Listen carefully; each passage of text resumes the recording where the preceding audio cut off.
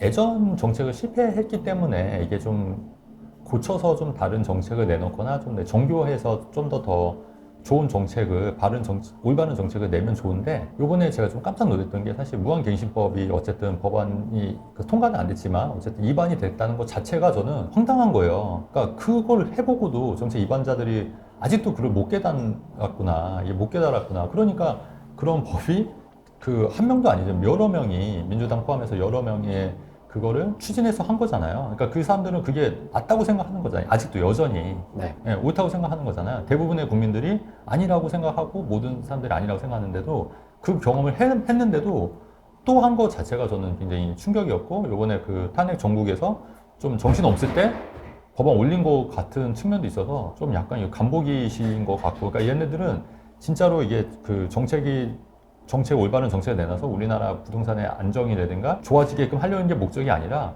다른 목적이 있는 것 같다. 그러니까 진짜로 이거는 우리나라는 진짜 사회주의 국가로 만들려고 하는 게 진짜 목적이 아닌가. 뭐 이런 생각도 충분히 할 수 있는 거잖아요. 야, 네. 다 같이 잘 먹고 잘 사는데 네. 왜 너네는 그렇게 불만이야? 나는 그거 보고 네. 이제 약간 좀 생각이 달랐던 게, 일단 그게 발의가 됐다는 네. 것 자체가 네. 이제 좀 웃겼는데, 네. 그걸 발의한 사람이 민주당이 아니고 진보 쪽이죠. 네네. 사실 민주당은 진보는 아니죠. 아니, 그러니까 그 진보에서 그 발의했는데, 그거를 이제 그러니까. 참여했던 분들이 이제 민주당 동의를 한 많아요. 거죠. 네. 그러니까 발의를 하려면 이제 네. 현 네. 국회의원이 10명이 넘어야 되는데, 그 진보 쪽은 5명밖에 안 되니까 네네. 민주당 쪽에서 5명을 얹어가지고 네. 발의를 한 거잖아요. 네. 근데 민주당 쪽에서도 네. 제가 보기에는 네. 민주당은 중도 보수야.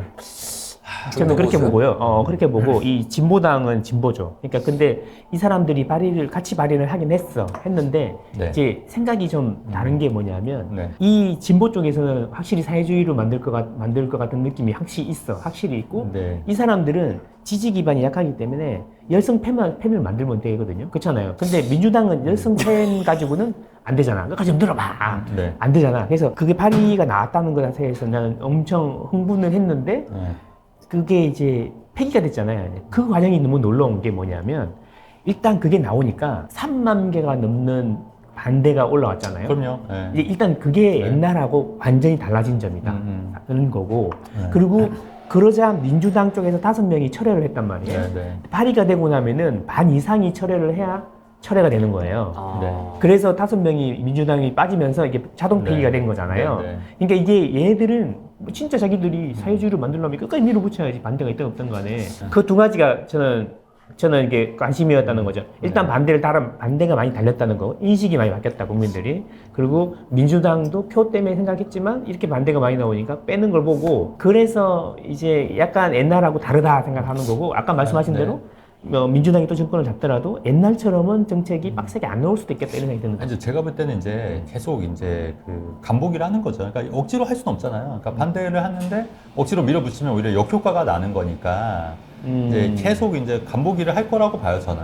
간보기에서 요것도 넣어보고 그렇죠. 저것도 넣어보고. 근데 전반적으로 어쨌든 민주당도 정도의 차이는 있겠지만 기본적으로 우리나라의 그 자유주의보다는 사회주의 쪽을 더 추구하는 쪽이 훨씬 더 전 이쪽으로 더 많이 갔다고 봐요. 최근에 또 법안 통과된 것 중에 하나가 이제 청문회, 그러니까 기업들 청문회에서 이제 불러서 기업 비밀도 대답할 수 있게끔 하는 그런 법안이 통과가 된 걸로 제가 알고 있거든요. 그래서 그런 것도 사실은 어떻게 보면은 그 되게 예민한 문제일 수 있는 거예요. 왜냐면은 기업들이 와서 청문회에서 기업에 관련된 정보를 유출하면은 그거를 또 듣고 중국 스파이라든가 또 다른 나라 스파이들을 또 들을 수 있는 내용이기 때문에 굉장히 민감한 건데, 또 사람들이 잘 모르더라고요. 마고세님은 생각보다 이렇게 막 거칠게 몰아붙일 것 같지는 않다고 그치. 보시는 네. 거고, 대표님은 뭐 여전히 뭐 네. 고삐 풀린 망아지처럼 그러니까 왜냐면 힘이 왜냐면 지금은 힘을 쓸 것이다. 그렇죠. 왜냐면 야당이 지금 이미 과반을 넘어섰고, 이번에 입법독주가 하는 것도 장난 아닌 거예요, 사실은. 독재식으로 지금 한 거예요, 사실은. 그렇게 되면 힘이 생기면 거기다가 대통령까지 막 그렇게 된다?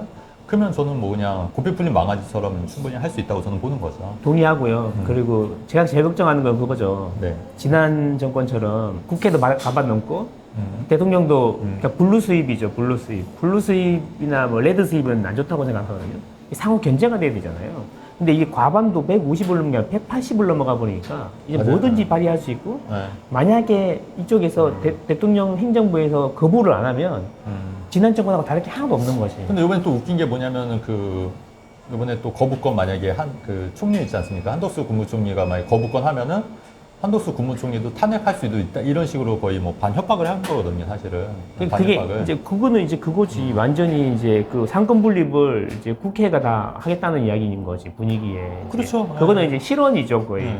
이게 이제 오만이죠. 간입 해박으로 나온 거의 거지. 거의 지금 대통령 된 것 같던데. 그러니까 하는 행동 자체가. 그렇죠. 그러니까 제 이야기는 계속 국민들이 깨어 있어야 된다는 거야. 이게 빨간색이든 파란색이든 그게 중요한 게 아니라 서로 견제를 할 수 있게 만들어줘야 되는데, 예를 들어서 150대 150이어 봐봐. 의회부터 그렇고, 그 다음에 뭐 다수당이 되면 또 행정부라도 반대쪽이 있으면 뭔가 일방적인 게 아니라 균형을 맞출 수가 있잖아요. 그나마 그래도 지금은 거부권이라는 게 있었는데, 이제 그게 아예 뭐 거부권 행사하는 거마저도 이제 탄핵한다고 하는 뭐지, 그러니까 그게 국민들이 깨어 있어야 된다는 거지. 그래서 제 생각은 그런데, 만약에 또 블루 수입이 되면 정말 어처구니 없는 일들이 많을 건데, 그럼에도 불구하고 나는 이제 좀 긍정적으로 보는 게 뭐냐면, 제 개인적인 생각이에요. 무한갱신이라든지 그 무슨 위원회가 만들어가지고 전월세 가격을 정한다든지 이런 이야기는 옛날에는 민주당의 당론이었어요.